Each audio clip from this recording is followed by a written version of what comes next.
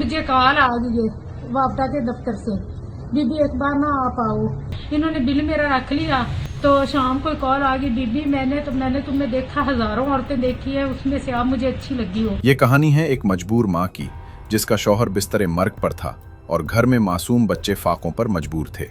इस गरीब खानदान पर बिजली का भारी बिल एक कयामत बनकर टूटा जिसे अदा करना उनके बस में ना था।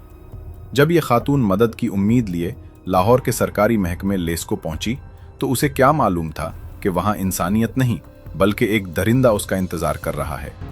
आज का कहा था अपने बिल का बिल निकल जाएगा, ये ना हो ये फिर लाद के आ जाए। आप फोन कर लेते आने से पहले तो? मेरे को मोबाइल नहीं था। क्यों? वो फिर मेरे मियाँ के पास था ना, वो फिर ले गए। अच्छा कोई बात। हाँ। तो बता आज बंदा देता ना, ये दोबारा तो नहीं लाद के आएगा? नहीं मेरी जान है, क्यों आएगा?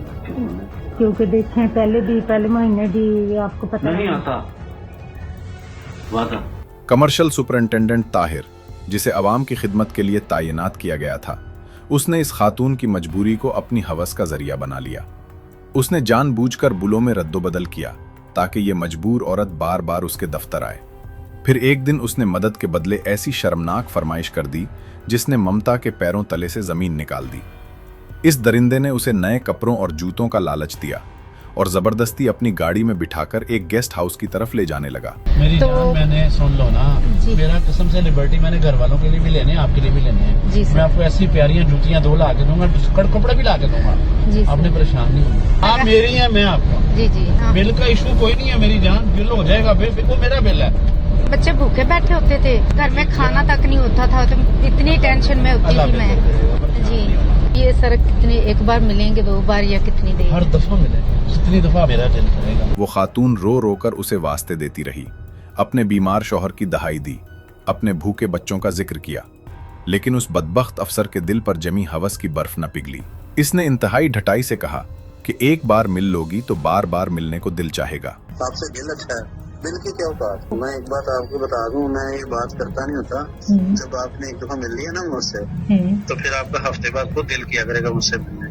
उसे जरा भी एहसास न हुआ कि वो एक ऐसी औरत का सौदा कर रहा है जो अपने घर का वाहिद सहारा है। लेकिन कहते हैं कि जुल्म जब हद से बढ़ता है तो मिट जाता है। एक खुफिया कार्रवाई के जरिए उसकी एक एक हरकत, एक एक लफ्ज रिकॉर्ड कर लिया गया। जब उसे रंगे हाथों पकड़ा गया और उसके साथियों के सामने उसकी गंदी वीडियो और ऑडियो चलाई गई, तो वही शख्स जो चंद लम्हे पहले तक फिरौन बना हुआ था, भीगी बिल्ली बन गया। आपने मुझे 4 साल जलील किया, 4 महीने हो गए, मेरे बच्चों के हाथ देखे, तब माफी मांग रही थी, तब मुझे गलत जगहों पे हाथ आप लगा रहे थे। उसकी 29 साला नाम निहाद इज्जत खाक में मिल गई और वो सर झुकाए अपनी जिल्लत का तमाशा देखता रहा। ये वाकया हमें सोचने पर मजबूर करता है कि क्या हमारे इदारों में बैठे ये ताहिर जैसे भीड़िए इसी तरह गरीब की इज्जतों से खेलते रहेंगे? क्या उनका कोई पुरसाने हाल नहीं?